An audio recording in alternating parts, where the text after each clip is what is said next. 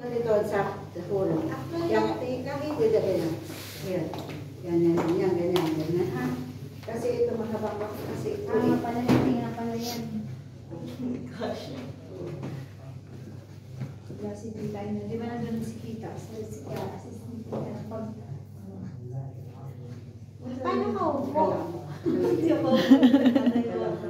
The whole time. Nakaka-out man ako po, tuturuan ko po. Okay po. Ano naman si Tita? No, tuturuan. Ano mo naman, di ba?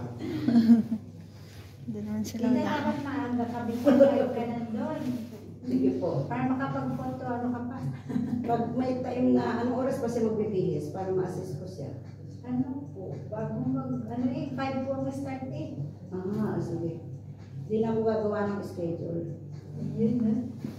Yun. Nakakatuwa naman yung mga tao. Dapat nandun ka talaga, te, kasi ikaw ikaw na nakakalam yan eh. Kaya nga po eh. O, banda-banda ka muna rin tingin. Yan. Yan. Yan ha. Yan. Ganyan yan. Yan. Hindi mo na kailangan ng sapatos na. Hindi ako nakasapatos ka na. Yung sapatos mo na pang loob. So, pwede ka naman Actually, kaya... Maganda yung medyo mataas para at least tumasok. Nakahilas na ako. Tinan mo. Hindi makadikit sa kanya, mi. Ha? Paano pag nagsayaw?